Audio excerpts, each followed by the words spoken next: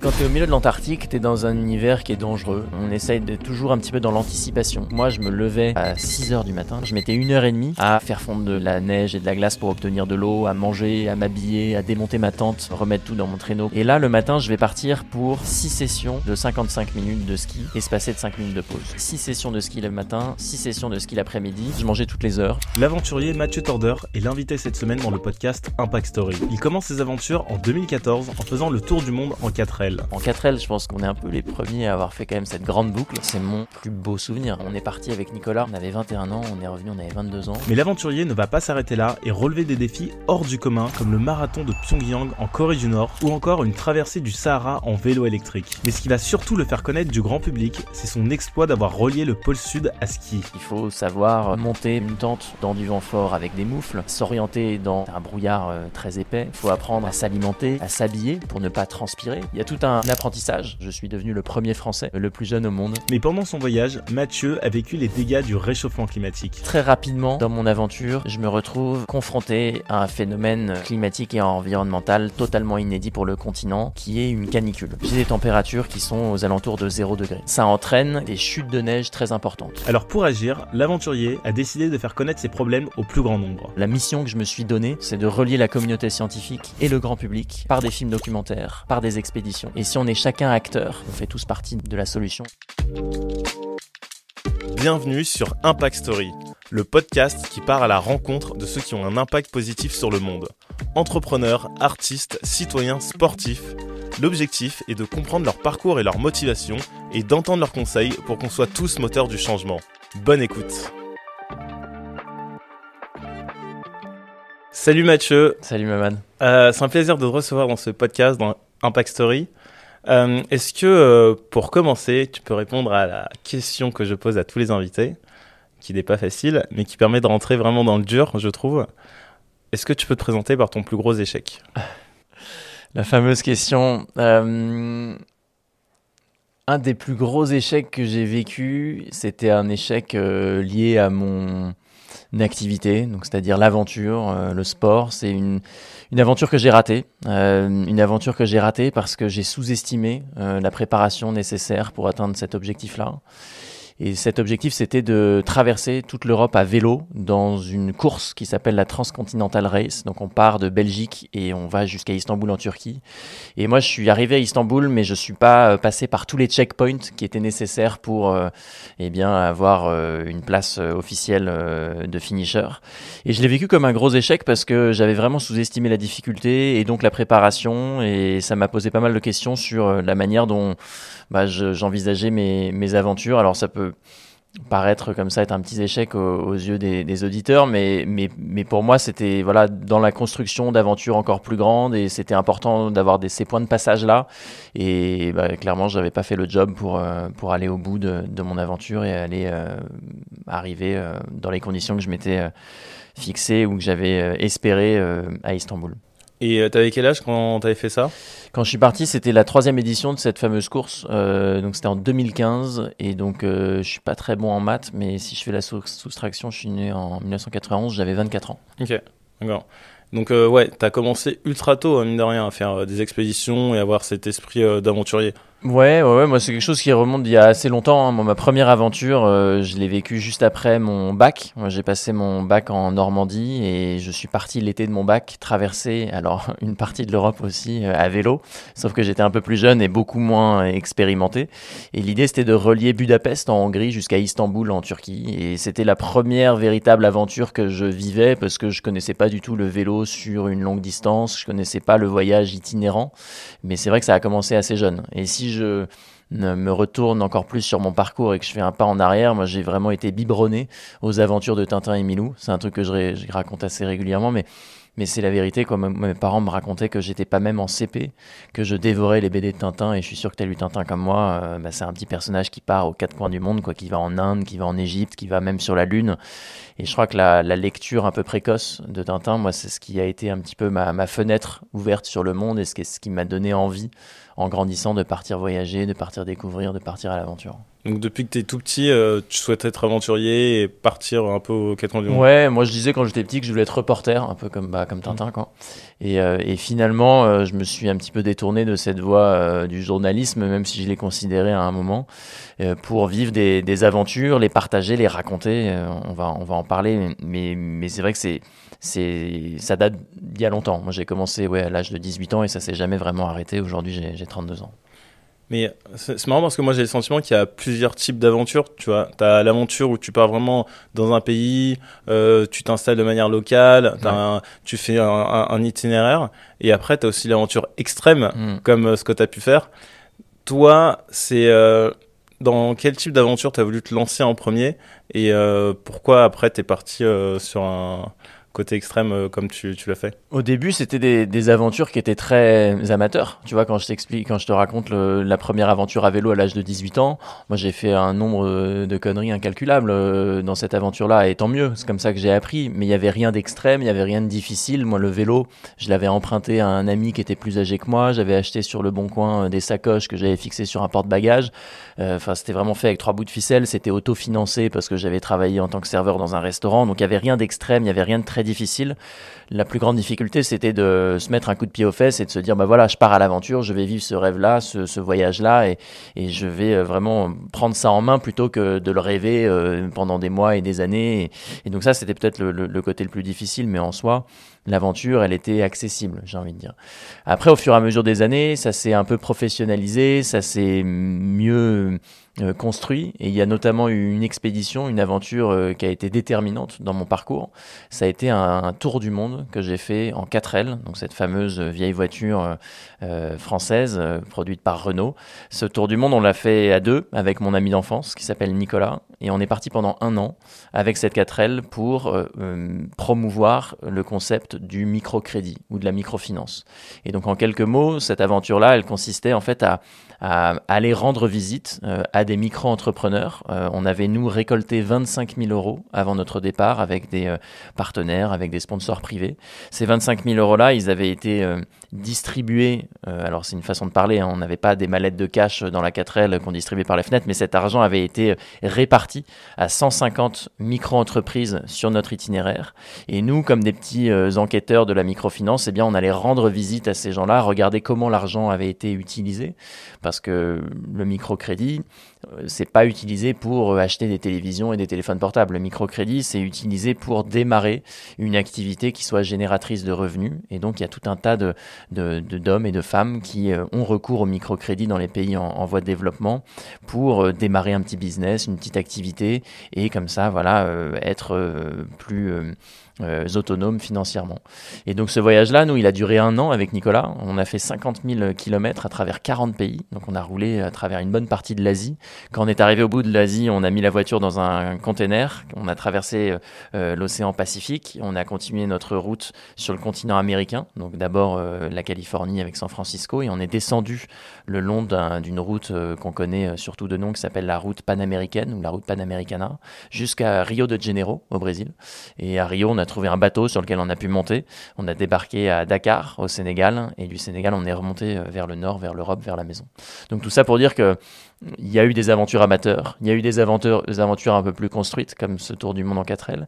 Et puis après, il y a eu les aventures un peu extrêmes, comme cette expédition que j'ai vécue en Antarctique en solitaire. Mais tout s'est construit. En fait, moi, je suis pas parti la fleur au fusil, et je suis pas parti tout de suite dans des aventures plus ambitieuses, plus difficiles, potentiellement plus dangereuses. Ça a été comme ça, vraiment une construction année après année.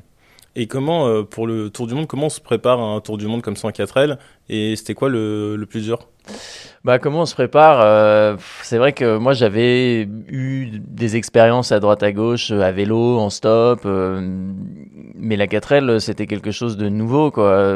L'idée de la 4L c'était malin parce que c'est une voiture où il n'y a rien d'électronique. tout est mécanique et donc la voiture elle est facilement réparable par quasiment n'importe qui, n'importe où. Moi je suis pas mécanicien, mais quand tu montres le moteur d'une 4L à n'importe quelle personne qui connaît un peu la mécanique, c'est assez facile à comprendre et donc déceler une panne c'était c'était pas trop difficile. Et nous on a pu entretenir la voiture par nous-mêmes sans être des pros de la mécanique. Donc la préparation, elle consiste surtout en fait à essayer d'éviter en fait les problèmes potentiels. Et donc là, c'est identifier le bon modèle de voiture. Après, c'est bien travailler l'itinéraire parce que sur notre itinéraire, à travers ces 40 pays-là, il y a des frontières qui sont plus ou moins difficiles à passer. Il y a des pays qui sont plus ou moins dangereux. Donc il faut passer pas mal de temps en fait à regarder sur Internet, à contacter des gens, regarder aussi les itinéraires d'autres voyageurs parce qu'on n'était pas les premiers à faire des voyages comme ça de longue distance. En 4L, je pense qu'on est un peu les premiers à avoir fait quand même cette grande boucle. Mais la préparation, c'est vraiment ça, quoi. C'est de se renseigner, essayer de s'entourer de personnes qui connaissent mieux que vous les itinéraires, le microcrédit et de rassembler tout un tas de gens autour de soi. Ça a vraiment été ça la préparation. Mais après on y est allé en suivant un peu notre bonne étoile, quoi, parce qu'on n'a pas réservé tous nos hôtels, même si on dormait beaucoup sous la tente. On faisait vraiment pays après pays. Et la préparation, elle était aussi en cours de route pendant notre aventure. Et du coup, donc tu as fait un tour du monde. Vous avez pris le temps de vous poser dans certains pays. Ouais. Et est-ce qu'il y a, je sais pas, des choses qui t'ont particulièrement marqué pendant ce tour du monde? Moi, quand on me demande un peu, parce que c'est vrai que j'ai eu la chance de faire pas mal de différentes aventures avec différents moyens de transport, ce tour du monde en 4L, moi, c'est mon plus beau souvenir. Enfin, on est parti avec Nicolas, on avait à peine 21 ans. On avait 21 ans, on est revenu, on avait 22 ans. C'était une aventure extraordinaire, quoi, parce que tu pars un an avec une petite voiture rouge à la découverte un peu du monde et avec ce projet de mettre en lumière la microfinance. Et nous, on a vécu des moments fabuleux tout le temps parce qu'on dit que c'est un tour du monde, mais en fait, quand tu arrives avec une voiture comme une 4L au fin fond de l'Inde ou au fin fond du Pérou et que tu n'as pas la climatisation et que tu dis aux gens que tu croises que tu viens de France, les gens ils te regardent avec des gros yeux et donc ils t'accueillent assez facilement, la rencontre se provoque assez facilement. En plus, la voiture, la 4L, c'est une voiture qui a un look un peu sympathique, donc on n'est pas dans un gros 4x4 avec des vitres teintées, tu vois, c'est une voiture qui facilite les rencontres et donc nous c'était des moments qui étaient vraiment mémorables tout le temps, quoi. Moi c'est vraiment l'aventure qui m'a le plus marqué. Ça c'est sûr. Il y a des moments où t'as eu peur, où vous avez eu peur, il s'est passé des choses dangereuses ou autres? Ouais, il y a des moments sur la route où tu serres vraiment les fesses, quoi. Parce que conduire en Inde, outre le fait que c'est une conduite à gauche, parce que c'est les résultats des anciennes colonies britanniques, outre ce fait-là, en fait, le code de la route n'est absolument pas respecté. Il y en a un, mais c'est vraiment la loi du plus fort, quoi. C'est des gros camions qui viennent en sens inverse sur ta file en te faisant des appels de phare, et toi, avec ta petite bagnole, t'as pas d'autre choix que de te mettre sur le côté, mais sur le bas-côté, tu as parfois une vache ou des gens. Et nous, on s'est vraiment fait peur. Avec Nicolas, on partait exprès très très tôt le matin des grandes villes, parce que si tu pars à 8 ou 9 heures du matin, il y a tellement de monde dans les villes et sur les routes que, en fait, tu as rapidement des situations qui peuvent dégénérer, quoi. Donc la conduite en Inde, c'était vraiment très très sportif et j'en ai pas un bon souvenir et on s'est vraiment fait très très peur plus d'une fois. Qu'est-ce que t'aimes le plus dans le voyage, finalement? En fait, ce que j'ai préféré le plus... Dans l'aventure. Ouais. Dans ce voyage particulièrement, c'est difficile de hiérarchiser tel pays c'était mieux que l'autre. Ce qui m'a beaucoup plu, c'était l'itinérance, c'était le fait vraiment d'avoir cet objectif en fait de revenir à la maison, en fait, parce qu'on est parti de France et on est revenu en France par la terre. Et donc on avait ce fil rouge du microcrédit qui ponctuait aussi l'aventure. Donc il y avait des moments où on devait rouler, où on devait aller un peu plus vite. D'autres où vraiment on faisait des immersions dans les pays dans lesquels on pratiquait du microcrédit. Et vraiment on se posait et on prenait le temps de comprendre un petit peu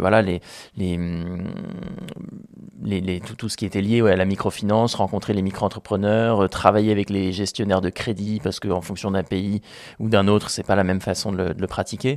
Donc moi, ce qui m'a bien plu, c'était cette itinérance et puis le le fait d'avoir ce fil rouge qui nous donnait en fait une raison aussi à notre aventure. C'était pas juste on voyageait pour voyager, on avait cette envie aussi de se rendre un peu utile à notre manière, à notre façon, à notre échelle. On n'a évidemment pas changé la face du monde avec notre voyage et on n'a pas réinventé le microcrédit qui existait déjà, mais on a participé à un fonctionnement du microcrédit qui a besoin peut-être d'être un peu mieux connu du grand public et c'est vraiment un levier de développement qui peut être extrêmement puissant s'il est bien pratiqué.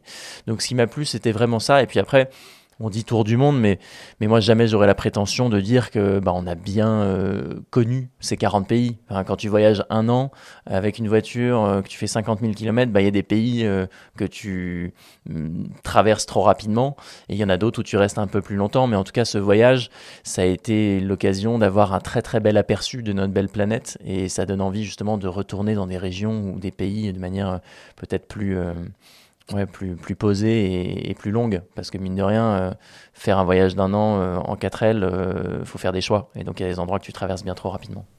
Et est-ce que Orelsan, il a raison quand il dit après avoir fait le tour du monde, tout ce qu'on veut, c'est être à la maison? Oh là là, non, mais c'est... avec Nicolas, on est revenu par l'Espagne, parce qu'on arrivait de Dakar, et donc on a traversé les pays comme la Mauritanie, le Sahara occidental, qui est pas vraiment... qui est un pays mais pas reconnu par tous, le Maroc et puis après Portugal, Espagne. On est arrivé donc par le sud de la France, en France, après un an sur les routes. Et c'est vrai que quand on est arrivé en France avec Nicolas, on s'est regardé, on s'est dit mais la France c'est quand même un sacré beau pays, quoi. On a vraiment beaucoup de chance et on l'oublie trop souvent, la chance qu'on a déjà d'avoir la nationalité française, de pouvoir voyager et puis de vivre dans un pays comme la France, quoi, qui a une diversité de paysages qui incroyable et puis tout ce qui est lié à l'accès à la santé, à l'éducation. Enfin c'est quand même quelque chose de fou et c'est vrai qu'on s'est vu avec Nicolas, on s'est regardé, on s'est dit mais on a quand même beaucoup de chance. Ouais, je suis d'accord avec toi. En fait c'est vraiment quand on part à l'étranger qu'on se rend compte qu'on a beaucoup de chance sur tout ce que tu as dit, quoi. Ça c'est fou.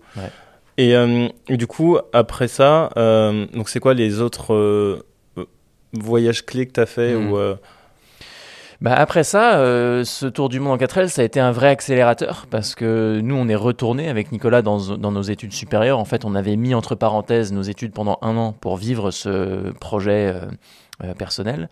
Donc on est retourné à nos études et on a fait un film documentaire en revenant et un livre, alors que c'était pas des projets qui étaient initialement prévus au départ, mais moi je me suis pris au goût de faire des images, de filmer, d'écrire, et on a fait ce documentaire qui a gagné un prix dans un festival qui a été ensuite acheté par la chaîne de télévision de voyage de TF1 qui s'appelle Ushuaïa TV. Et quand on a vu ça avec Nicolas, moi je me suis dit mais en fait c'est colossal, quoi, c'est exceptionnel, d'un projet un peu étudiant, un rêve de gosse. En fait, il y a tout un tas de gens qui s'agrègent autour de ce tour du monde-là et qui veulent le valoriser. Et donc, moi, je me suis dit, en fait, c'est ça que j'ai envie de faire de ma vie. En fait, c'est des reportages, c'est filmer, c'est raconter des histoires. Et donc, j'ai poursuivi mes études supérieures qui étaient en sciences politiques, mais avec la petite idée de me dire, voilà, je vais au bout de ça parce que ces études m'intéressent et parce que j'ai la chance de pouvoir en faire et que je suis dans les bonnes conditions pour les faire. Mais à la fin de ces études-là, je vais essayer de poursuivre dans cette voie de l'aventure. Et donc, il y a eu d'autres aventures entre le tour du monde en 4L et ce que je fais aujourd'hui, mais c'était plutôt des aventures liées à des challenges sportifs, des dépassements physiques. Et donc, il y a eu, c'est là que j'ai découvert un peu le monde de l'ultra-endurance. Donc, les courses de longue distance, le vélo sur des longues distances. D'ailleurs, l'échec par lequel on a commencé la transcontinentale, c'était un an après ce tour du monde en 4L. Et c'est là que j'ai découvert, moi, les mondes polaires. Donc, d'abord en Norvège, après au Groenland. Et les mondes polaires, là, moi, ça m'a subjugué, quoi. J'ai trouvé que c'était vraiment des milieux absolument fabuleux. Et j'ai vraiment eu envie de mieux les connaître et donc d'y passer plus de temps. Et c'est vraiment ces expériences en Norvège, au Groenland, au Svalbard, qui ont été le début de l'envie de vivre une aventure, une expédition en solitaire en Antarctique.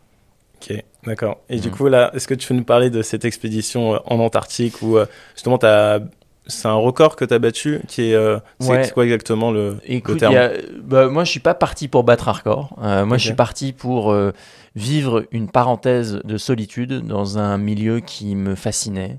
Et donc, le projet, il a consisté à partir de la côte du continent antarctique pour rallier le pôle sud, donc l'axe de rotation de la Terre.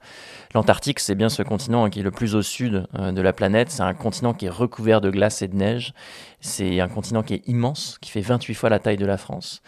Et on le connaît pas si bien que ça. On a découvert l'Antarctique, en tout cas les côtes de l'Antarctique, il y a 200 ans. On a atteint le pôle sud pour la première fois en 1911. Donc finalement, dans l'histoire de la connaissance de notre planète, c'est assez récent. Et moi, j'ai été biberonné aussi, alors d'abord à Tintin, je le disais, mais après au récit des grands explorateurs polaires. Alors peut-être que les noms de Shackleton, Amundsen, Paul-Émile Victor, Jean-Baptiste Charcot évoquent un souvenir plus ou moins lointain à ceux qui nous écoutent, mais c'est des gens qui ont découvert ce continent-là, et c'est des récits d'aventures et d'expéditions absolument épiques. Et moi, j'ai voulu sortir de ça pour vivre ma propre aventure. Alors évidemment, à la sauce 21e siècle, mais j'ai voulu vraiment essayer Enfin, c'était un peu plus fort que moi, quoi. J'avais envie de vivre une aventure un peu à la manière de ces héros-là, ces explorateurs. Et donc, mon projet a consisté à partir de la côte du continent, dans des conditions particulières, puisque j'ai fait le choix de partir en solitaire et sans ravitaillement. Donc, ça voulait dire qu'il n'y avait pas de nourriture qui aurait été prédisposée tout le long de mon itinéraire, qui faisait au total 1130 km de long. C'est quelque chose qui se fait d'habitude Il n'y a pas grand monde qui fait ce genre d'expédition. Il y a quand même eu des expéditions avant moi. On était une petite vingtaine à avoir parcouru cet itinéraire-là dans ces conditions-là, c'est-à-dire en solitaire et sans ravitaillement. Et donc moi, j'avais envie, comme je le disais, de voir ce continent et de vivre ce continent dans ma chair, quoi, vraiment d'y être et de tirer mon traîneau et d'atteindre ce pôle sud. Et la deuxième motivation, c'est que j'avais envie de vivre, comme je le disais, une parenthèse de solitude. En fait, j'avais fini mes études supérieures à ce moment-là, et je me disais qu'avoir 2 mois pour soi, et rien que pour soi, en fait, c'était aujourd'hui devenu presque un luxe, quoi, parce que on vit quand même dans un monde où on est ultra connecté tout le temps, et pour le meilleur, souvent, mais je me disais que avoir 2 mois pour soi et rien que pour soi, c'était quelque chose d'assez unique dans une vie, et donc j'avais envie de vivre ça seul. Je suis pas parti seul parce que j'ai pas trouvé de copain ou de copine pour m'accompagner. Je suis parti seul parce que j'avais vraiment envie de moi, Mathieu, me confronter à cette solitude et voir un petit peu comment j'allais m'adapter de cette solitude et comment j'allais vivre cette solitude.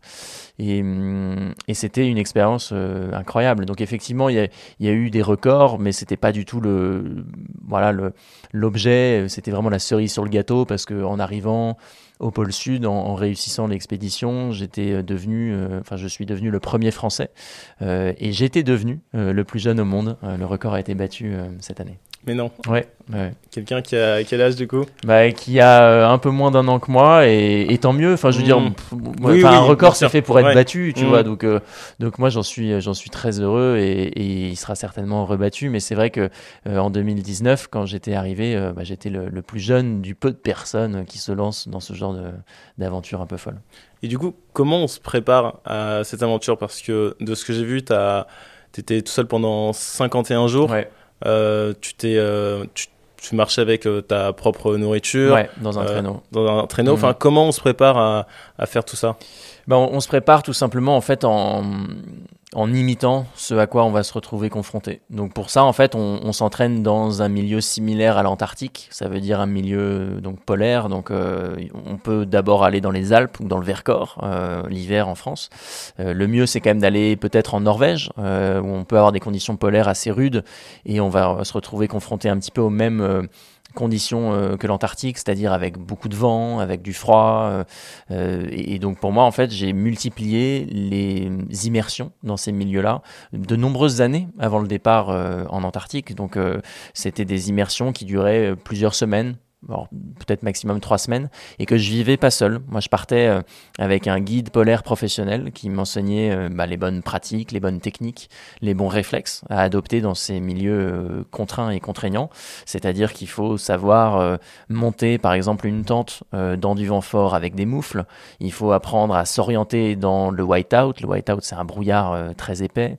Il faut apprendre à s'alimenter. Il faut apprendre à s'habiller pour ne pas transpirer, parce que dès que vous transpirez, tu mouilles tes vêtements, et tes vêtements, quand ils sont mouillés et qu'il fait moins de 0 degré, ils vont geler, et donc l'hypothermie peut être assez proche. Donc il y a tout un apprentissage. Et là-dessus, tu fais comment pour ne pas transpirer? Alors pour pas transpirer, il faut apprendre à s'habiller. En fait, tu contrôles pas ton corps pour pas qu'il transpire, mais tu apprends à t'habiller pour éviter d'arriver à un seuil où toi tu vas commencer à avoir trop chaud et transpirer. Et pour ça, en fait, il faut avoir des vêtements sur lesquels que tu peux ventiler, donc que tu peux ouvrir sous les bras, que tu peux ouvrir sur les côtés. Et il faut surtout apprendre à bien se connaître, c'est-à-dire que quand tu tires un traîneau qui pesait donc 115 kilos en Antarctique, avec toute ma nourriture et tout mon équipement, en fait, même s'il fait moins 20 degrés, c'est tellement lourd que tu dépenses beaucoup d'énergie, et donc t'as pas forcément froid. Tu vas avoir froid dès que tu vas t'arrêter. Et donc il faut apprendre en fait à anticiper le fait que tu vas avoir chaud avec ce traîneau, et donc il faut un peu savoir si c'est 2 épaisseurs, 3 épaisseurs ou une épaisseur et une doudoune qu'il va te falloir sur le dos pour pas transpirer. Mais tout ça s'apprend à force de faire. Et notamment ce guide polaire, lui, il a pu m'orienter sur les choix d'équipement, sur les choix de vêtements. Mais tout ça s'apprend pas en 5 secondes, quoi. Ça demande de multiplier les expériences dans le froid, et c'est comme ça vraiment que je me suis préparé, que je me suis entraîné. Et puis après, il y a eu l'ultra-endurance. Parce qu'une aventure comme celle que j'ai vécue au pôle Sud, c'est très répétitif. Tu dois parcourir 1130 km en 50 jours, parce que moi, c'était 50 jours de nourriture que j'avais choisi d'emporter avec moi dans mon traîneau. Mais tous les jours, ça veut dire qu'il faut parcourir une vingtaine de kilomètres dans un univers qui est très hostile, très stérile aussi, parce que il fait moins de 0 degré, donc il n'y a pas d'odeur, il y a très peu de couleurs. C'est un univers qui est très monochrome, parce que l'Antarctique, c'est un grand désert où il n'y a que de la glace et de la neige, et parfois il y a même beaucoup de nuages, donc tu évolues dans un univers qui est très blanc ou gris, et tu pratiques, tu effectues le même effort tous les jours. Donc pour ça, moi, je me suis entraîné à courir sur des longues distances, à faire du vélo sur des longues distances, et à fournir un effort soutenu, répété, parce que c'est exactement ça, ce à quoi j'allais me retrouver confronté en Antarctique. Et ta journée type, elle ressemble à quoi? La journée type, c'est long, on va en parler, mais moi j'ai été énormément ralenti par un phénomène climatique que je vais expliquer. Mais les journées sont longues parce que tu dois skier le plus possible. Et donc moi, je me levais à 7h du matin. Non, je me levais à 6h du matin. Le réveil sonnait à 6h, enfin à 5h55, et je me réveillais à 6h. Je mettais 1h30 à faire fondre de la neige et de la glace pour obtenir de l'eau, à manger, à m'habiller, à démonter ma tente et à remettre tout dans mon traîneau pour repartir pour ma journée. Donc à 6h, le réveil sonne. À 7h30, je commence ma journée de ski. Et là, le matin, je vais partir pour 6 sessions de 55 minutes de ski, espacées de 5 minutes de pause. Donc en fait, j'ai 6 sessions de ski le matin, 6 sessions de ski l'après-midi, pour un total environ de 10h30 de ski ou un peu plus. Et donc la manière de procéder, c'est vraiment la suivante, c'est de décomposer ta journée en plein de petites sessions. Parce qu'il faut bien comprendre qu'en Antarctique, dans le cœur de l'Antarctique, il n'y a pas tellement de repères visuels, il fait jour en permanence, donc tu as besoin comme ça d'avoir des repères que tu te fixes toi-même. Et donc pour ça, moi j'avais ces sessions de ski qui me permettaient en fait de skier du mieux que je peux pendant cette session. Après, au bout de 55 minutes, je m'asseyais sur mon traîneau, je buvais un coup, je mangeais un peu, et je repartais comme ça pour une nouvelle session. Mais c'était vraiment comme ça, cadencé, rythmé avec ces sessions-là, parce que si je skiais un petit peu n'importe comment, en fait, j'étais pas efficace. Et surtout, psychologiquement, c'était hyper difficile. Parce que partir pour une journée de 12 heures de ski, c'est long. Et donc, tu as besoin de dire à ton cerveau, voilà, tu as 1 heure pour skier du mieux que tu peux, tu écoutes un podcast si tu le souhaites, ou un morceau ou un album de musique, et ça permet d'avancer de manière beaucoup plus sereine parce que c'est un petit pas, c'est quelque chose de facilement atteignable, plutôt que de te dire voilà, tu as 12 heures, tu skis comme tu veux et puis tu arrêteras à 20 heures le soir. C'était ma manière de faire. Et donc tout ça pour dire que 6 sessions le matin, je déjeunais vers 14h, 14h30, et puis je reprenais comme ça pour 6 sessions l'après-midi. Je plantais ma tente aux alentours de 20h. Donc ça, c'était plus rapide de monter la tente et de m'installer. Ensuite, eh bien, je faisais fondre à nouveau de la glace et de la neige. Je mangeais et puis après, je communiquais. Alors moi, j'avais mon équipe en France à qui j'envoyais une petite photo et un texte, enfin un petit rapport de ce que j'avais vécu pendant ma journée. Eux le partageaient après sur mes réseaux sociaux et ça permettait aux partenaires, aux sponsors et aux gens qui me suivaient de suivre un petit peu mon aventure, parce qu'il faut savoir qu'en Antarctique il n'y a pas de 4G, il n'y a pas de Wi-Fi, donc il y a aujourd'hui un réseau satellite qui me permet d'avoir comme ça une connexion avec le monde extérieur, mais c'est pas la 4G qu'on connaît, c'est un réseau qui est très lent, et donc c'était une communication un petit peu à sens unique. C'est moi qui envoyais du contenu et puis je pouvais recevoir quelques emails, mais l'idée c'était vraiment d'être dans ma bulle et de pas être, j'avais pas accès au réseau plus que ça. Ton téléphone il fonctionnait, enfin c'était quoi comme téléphone du coup? Non, c'est ce qu'on appelle des appareils satellites avec le satellite Iridium. Donc moi j'avais un téléphone satellite avec lequel je pouvais appeler, et des éventuels secours d'ailleurs si j'en avais besoin. Et puis après j'avais un petit boîtier qui est comme une espèce de mini box 4G, mais qui elle est connectée au réseau satellite. Mais encore une fois, c'est un réseau qui est tellement lent que pour envoyer une petite photo, moi ça me prenait peut-être 40 minutes ou 45 minutes, et un mail ça me prend plusieurs minutes, donc t'as pas Instagram quoi. Et je trouve que c'est super intéressant ce que tu as dit sur le fait de découper sa journée en petits slots pour que ça paraisse plus atteignable. Et j'ai l'impression que tu peux aussi transposer ça dans la vie, dans plein de domaines. Si par exemple demain tu veux commencer à faire un marathon, ça sert à rien de commencer direct, mais tu fais vraiment étape par étape. Et est-ce que cette mentalité, du coup, toi, tu arrives à la transposer dans ta vie de tous les jours ou dans d'autres défis que tu t'es lancé? Moi, en fait, sur le moment en Antarctique, c'est quelque chose que j'ai appliqué parce que j'ai remarqué que si je le faisais pas, en fait, comme je te le disais, j'étais moins efficace. Psychologiquement, j'arrivais pas du tout à décomposer mon expédition et mon effort. Donc j'avais besoin comme ça, comme une petite carotte, quoi, de me dire voilà, t'as 1 heure, dans 1 heure, je mange la barre de chocolat que j'aime bien, et c'est une manière d'avancer qui est beaucoup plus sereine, parce que je me souviens très bien que moi, si le matin, dans mon sac de couchage, quand mon réveil sonnait à 6 heures, si je pensais à la fin de ma journée, ou si je pensais à la fin de mon expédition, si je pensais au pôle sud, je perdais un peu toutes mes forces, quoi, parce que ça paraissait tellement loin, tellement difficile d'accès, tellement complexe, tellement de souffrance aussi, il faut le dire, que en fait je me démotivais complètement, alors que me dire voilà, en fait non, là je pars juste pour 1 heure de ski, ça je l'ai fait plein de fois et je peux le faire. Et donc ça c'est une stratégie qui se révèle être payante pour plein d'autres domaines. Tu as évoqué effectivement le marathon, mais c'est aussi le cas par exemple quand tu te lances dans l'écriture d'un livre. Moi ça a été mon cas après mon expédition en Antarctique. J'ai écrit un bouquin qui s'appelle Le Continent Blanc, et quand j'ai signé mon contrat d'édition, c'est pareil quoi, quand tu penses à la tâche qui est devant toi, et si tu penses au point final de ton bouquin, en fait tu le fais jamais, quoi, parce que c'est trop difficile, quoi, surtout quand c'est pas ton métier d'écrire, quoi. Donc il faut vraiment essayer de décomposer l'écriture d'abord en se disant voilà, aujourd'hui je prends une matinée pour écrire tel souvenir, ou alors demain voilà, je terminerai ce chapitre, et on fait paragraphe par paragraphe, et puis après ça s'additionne, et puis on se relit, et puis comme ça fait vraiment une première partie, et on avance comme ça.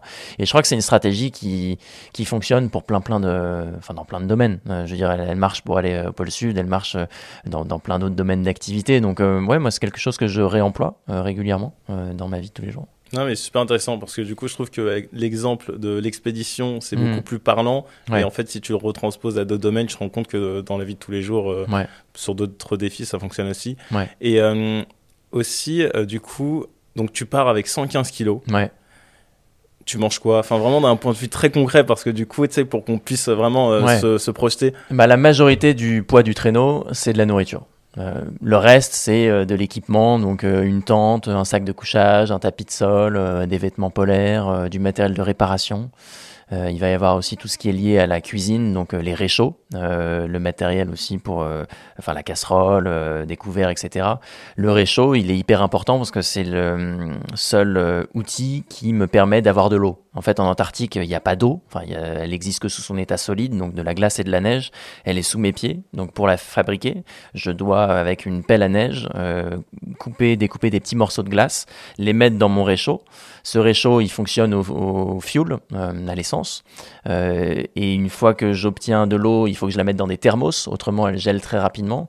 Donc, tout ça, ça constitue un petit peu du poids. Le fuel, j'en ai pris 11 litres. Donc, j'ai aussi 11 litres de fuel que je tire. Et le reste, c'est de la nourriture. Et tous les jours, j'ai environ 1,3 kg, 1,4 kg de nourriture. Ça représente 6500 kilocalories par jour. Donc, c'est 3 fois. Ouais, c'est assez énorme, mais c'est 3 fois ce qu'un adulte mange habituellement en temps normal. Cette nourriture, elle est la plus calorique possible. Et elle contient le moins d'eau possible. Pourquoi ? Parce que si elle contient de l'eau, l'eau elle va geler, ça va être du poids mort, du poids en trop en fait à tirer. Et puis surtout si elle contient de l'eau, comme ça va être gelé, moi je vais risquer de me casser les dents si je veux manger une barre de chocolat par exemple. Donc j'avais de la nourriture déshydratée, qu'on appelle aussi de la nourriture lyophilisée. C'est de la nourriture dont on a extrait toute l'eau et qu'on réhydrate avec de l'eau bouillante. Donc en fait tu as une espèce de poudre avec des aliments déshydratés et tu viens mettre de l'eau bouillante dedans et tu tournes un petit peu, t'attends 10 minutes et ça recompose un plat. Ça c'est ce que je mangeais le soir. Et puis après toute la journée en fait je mangeais toutes les heures. Je mangeais des fruits à coque, donc des noisettes, des cacahuètes, des noix. Je mangeais des fruits secs aussi. Je mangeais beaucoup de chocolat. J'avais 200 grammes de chocolat par jour. Okay. Donc ça c'était vraiment... C'était parce que t'étais fan de chocolat ou c'était... C'est parce que j'aime bien le chocolat et parce qu'en fait c'est un rapport poids-calorie qui est intéressant. Donc comme on fournit un effort physique dingue, en fait on peut manger un peu ce qu'on veut. Donc 200 grammes de chocolat c'était bien. J'avais pas mal de chips Pringles aussi, parce que pareil c'est un rapport poids-calorie quasiment imbattable, et puis en plus ça vient dans des tubes, donc ça prend assez peu de place, et ces tubes quand ils sont vides, eh bien ça fait des poubelles. Alors moi j'avais le moins de déchets possible, mais on a quand même un tout petit peu de déchets avec soi, et donc ça c'était pratique pour après mettre les déchets dedans. Ça permettait en fait de bien garder ça propre dans le traîneau. J'avais un fromage à pâte dure que je réhydratais dans une soupe. Donc je mangeais pas mal de fromage aussi, et puis j'avais trouvé un salami danois qui était si gras qu'il gelait jamais. Ça je l'avais trouvé au Chili avant mon départ, et donc ça c'était aussi pas mal de calories. J'avais des nouilles chinoises, des soupes déshydratées, et puis je rajoutais aussi beaucoup de beurre. J'avais parfois 75 voire 100 grammes de beurre que je rajoutais dans mon dîner lyophilisé, parce que on est vraiment à la chasse à la calorie, quoi. Moi j'ai mangé 6500 kilocalories par jour pendant quasiment 2 mois. Et j'ai quand même perdu du poids. Alors pas énormément, mais j'ai quand même perdu 5 kilos. Ah oui, quand même, waouh. Ouais, c'est dingue parce que moi, du coup, je me serais dit que tu aurais une alimentation ultra saine, mais en fait, pas du tout.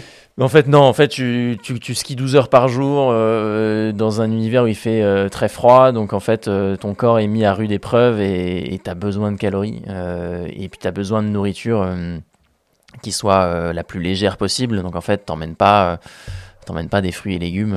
Ce serait trop lourd, quoi. Mais t'en rêves. Au bout de 2 mois, t'as qu'une envie, c'est de manger de la nourriture fraîche, quoi.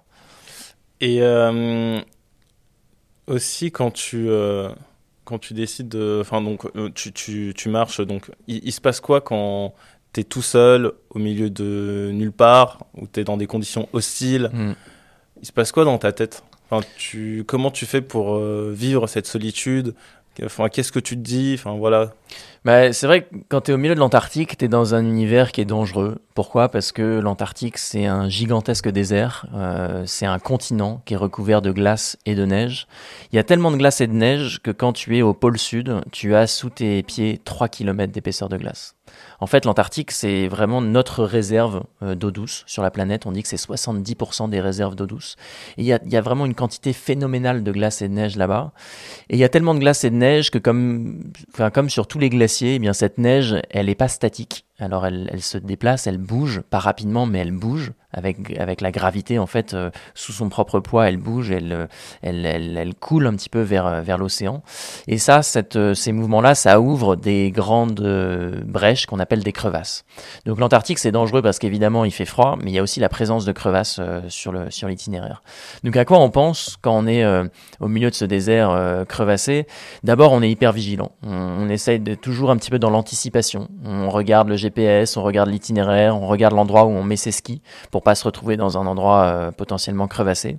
On se sent tout petit, minuscule, parce que on fait un tour autour de soi, on voit du blanc à perte de vue et on est le seul être vivant à des kilomètres à la ronde, parce que les animaux en Antarctique, ils existent, mais ils vivent sur la côte du continent. Il y a des manchots, des phoques, des baleines, beaucoup d'oiseaux, mais au cœur du continent, il fait tellement froid l'hiver qu'il n'y a rien qui puisse vivre et survivre.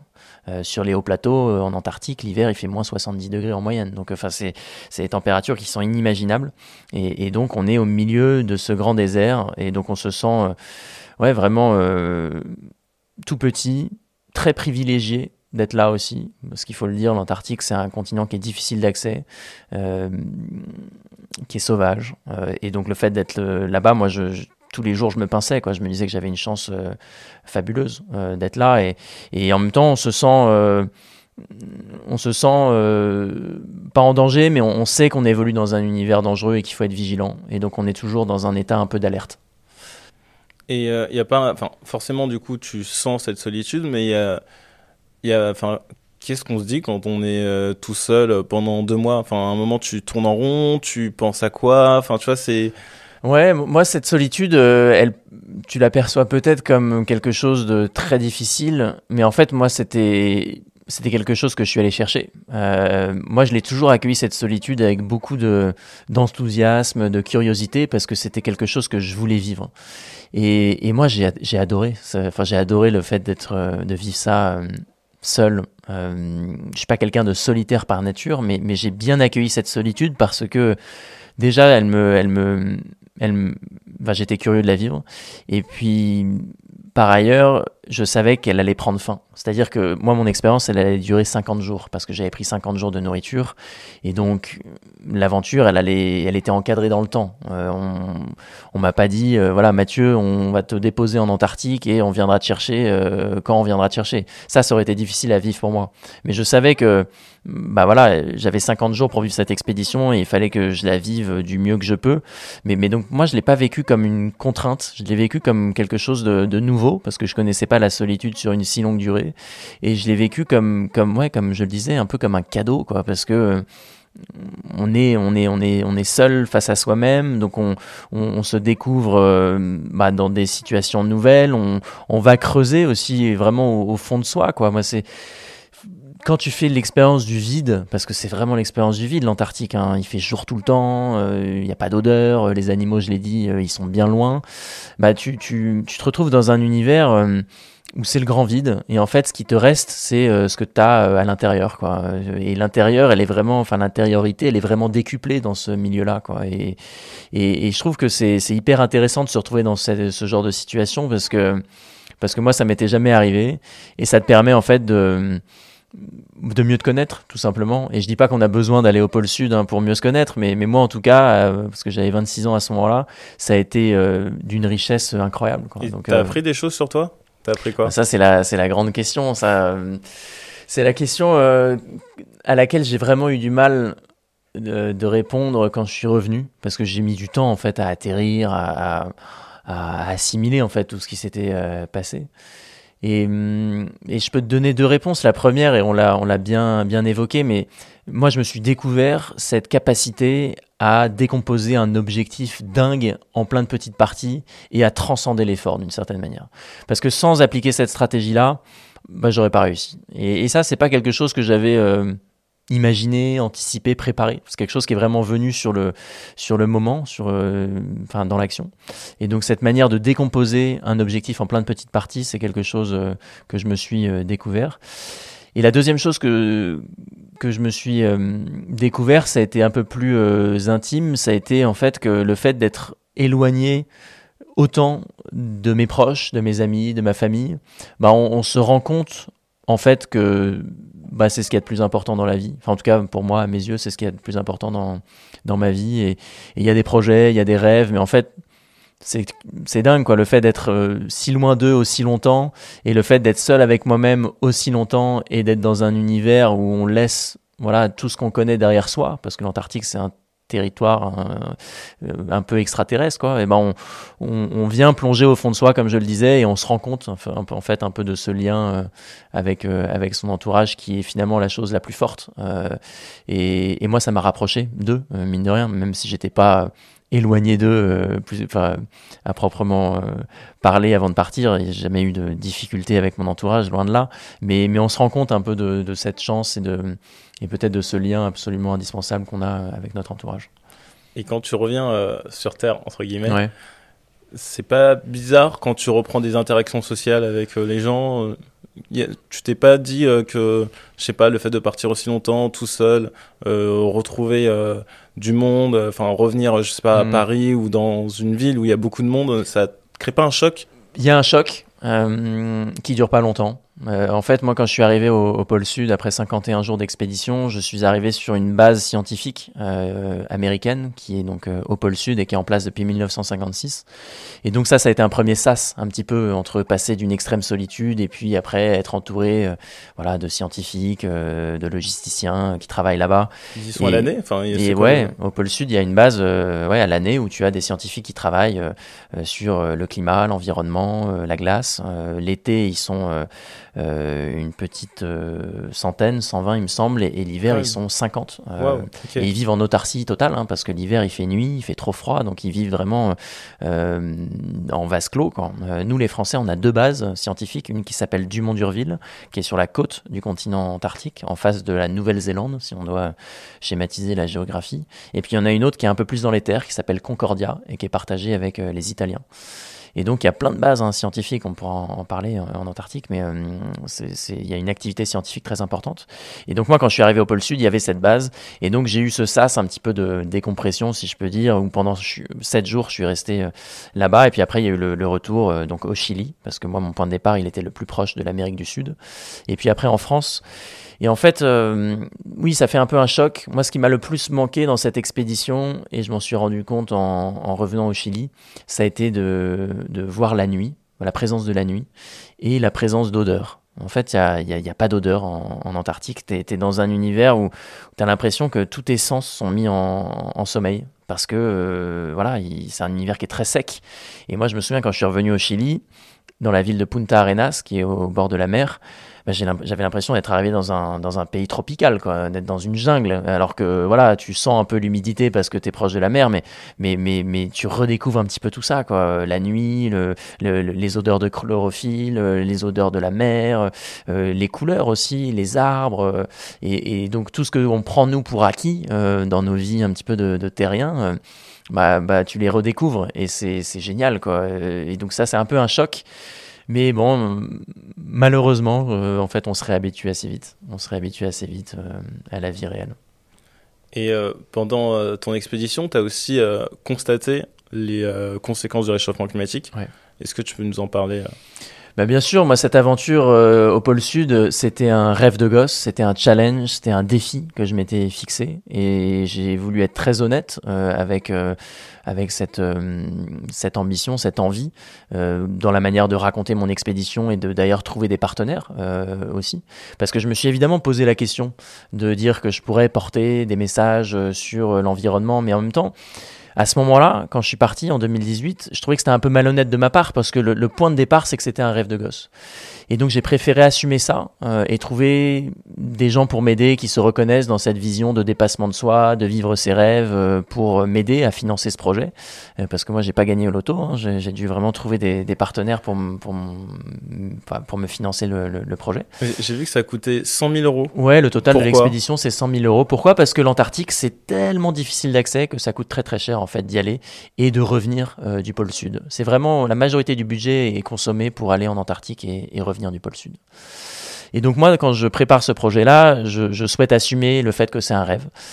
Il se trouve que quand je fais mon expédition, très très rapidement dans mon aventure, je me retrouve confronté à un phénomène climatique et environnemental totalement inédit pour le continent, qui est une canicule. Une vague de chaleur inédite. Moi, j'étais prêt au froid extrême, au vent, à la solitude. Et finalement, dans les premières semaines de mon expédition, eh bien, moi, je me retrouve face à des températures qui sont 20 degrés au-dessus des normales de saison. Donc, en fait, pendant plusieurs semaines, j'ai des températures qui sont aux alentours de 0 degré.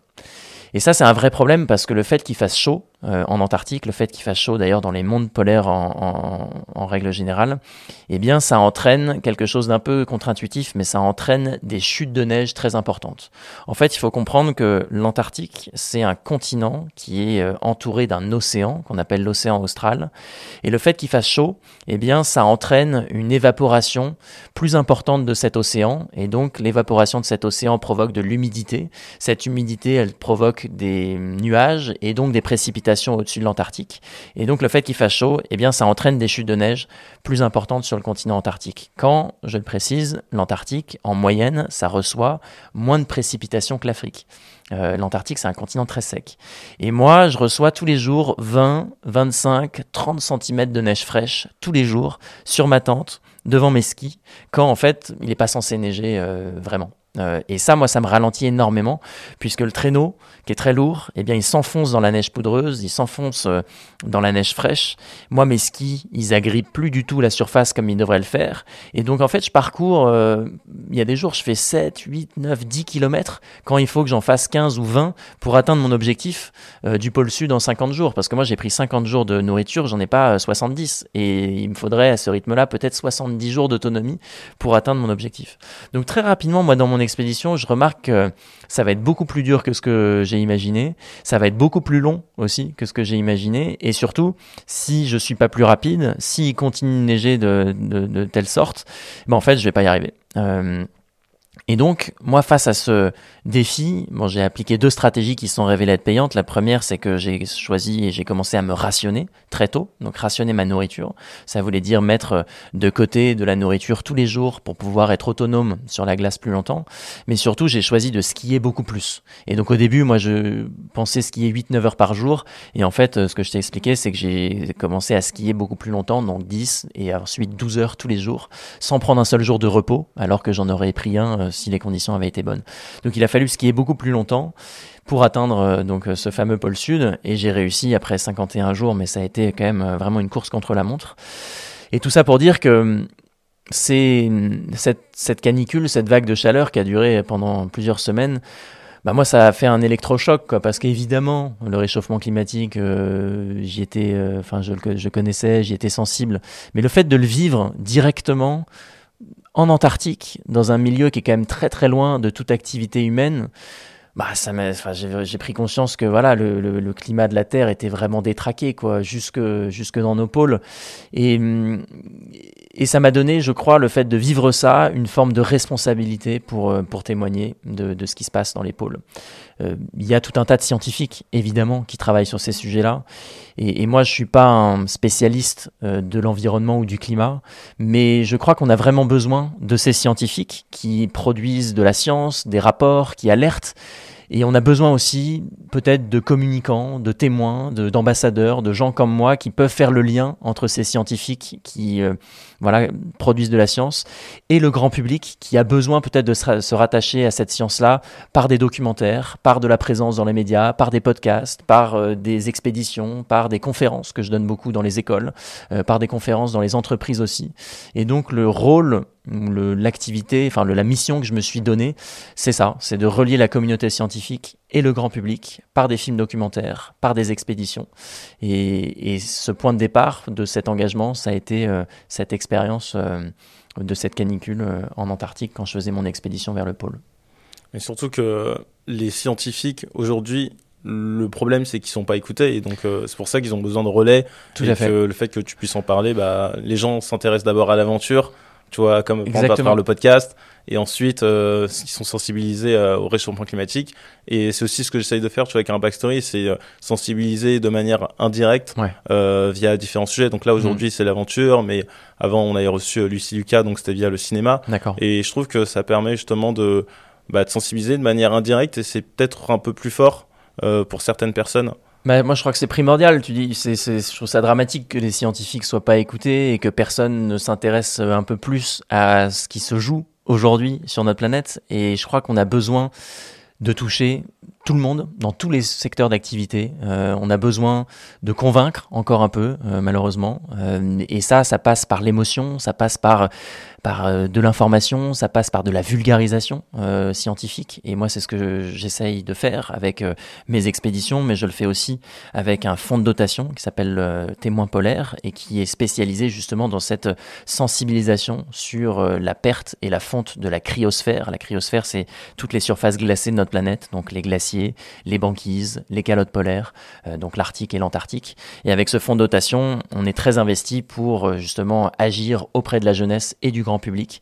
Et donc je le fais avec eux régulièrement et avec les expéditions et les conférences. Et depuis cette expédition, de ce que j'ai compris aussi, c'est que maintenant, tu continues à en faire d'autres, mais que tu le fais en partenariat avec des glaciologues, c'est ça ? Ouais, exactement. Alors, comme moi, je suis pas glaciologue et scientifique, j'essaye de m'entourer de spécialistes sur ces sujets-là.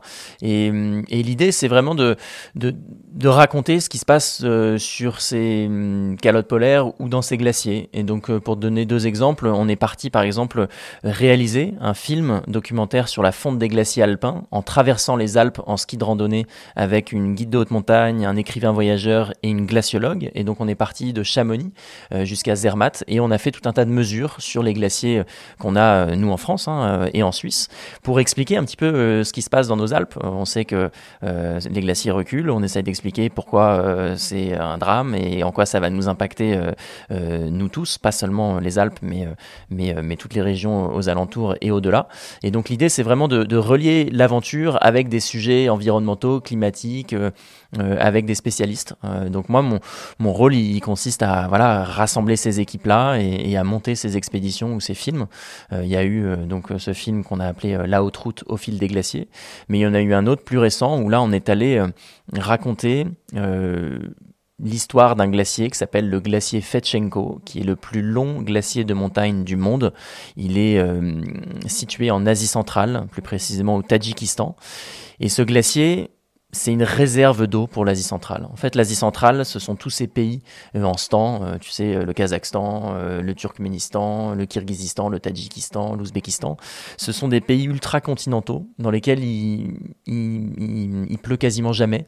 Et la seule raison pour laquelle, eh bien, il y a de l'agriculture, il y a de la culture, il y a des gens qui y vivent, c'est parce qu'il y a de l'eau qui tombe non pas du ciel, mais qui arrive des montagnes et des glaciers et qui alimente tout un réseau de fleuves comme l'Amou Daria, le Sir Daria.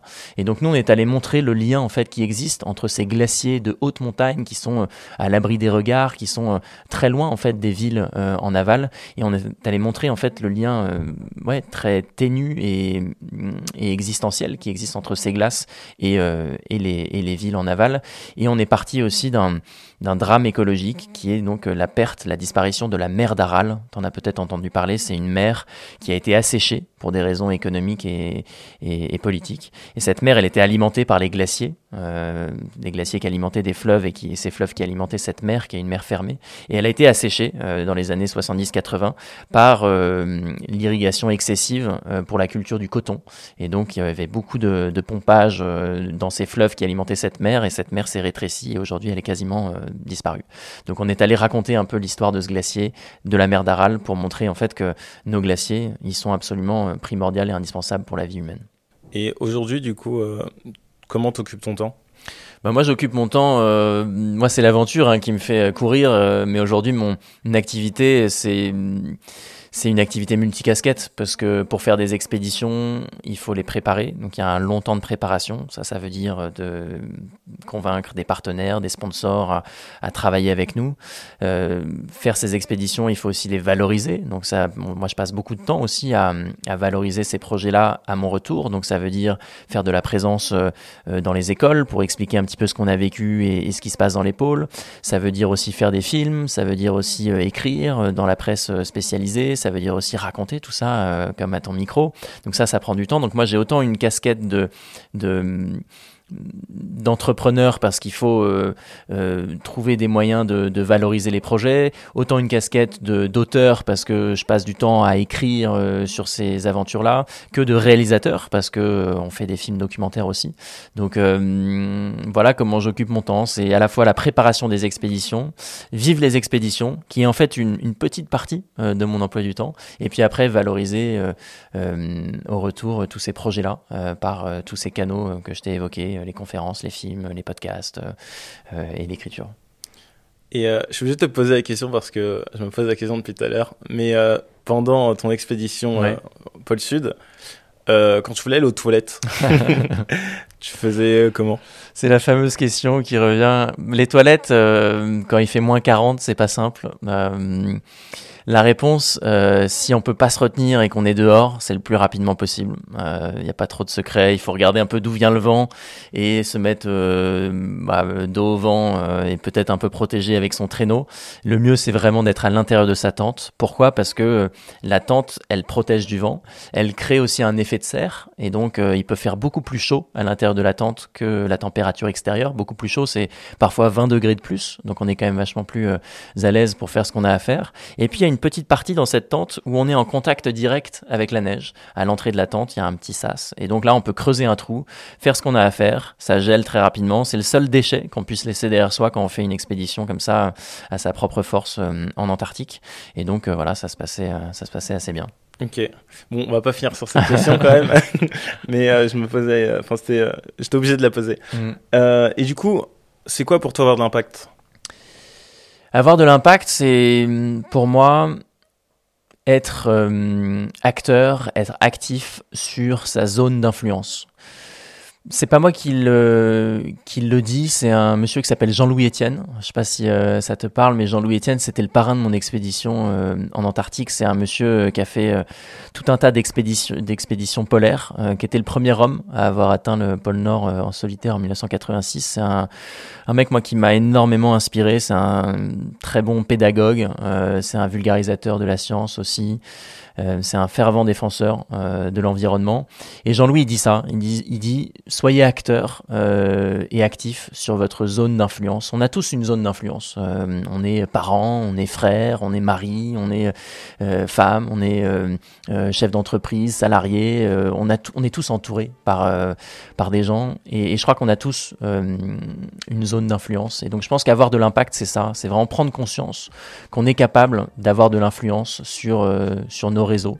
Et donc, voilà, on n'est pas tous Bill Gates ou Obama ou président de la République, donc on n'a pas tous la même influence, mais on en a tous une.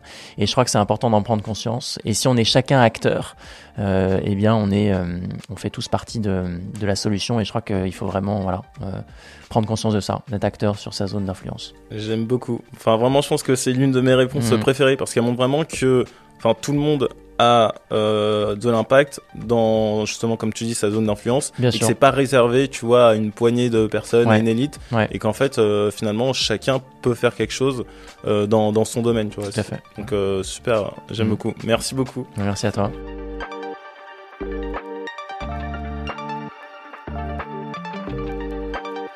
Vous êtes encore là ? Ah, trop bien, j'ai encore un truc à vous dire. Alors, si vous avez aimé l'épisode, n'hésitez surtout pas à en parler autour de vous, à partager et surtout à nous mettre 5 étoiles. On dirait pas comme ça, mais c'est hyper important. Alors, je compte sur vous.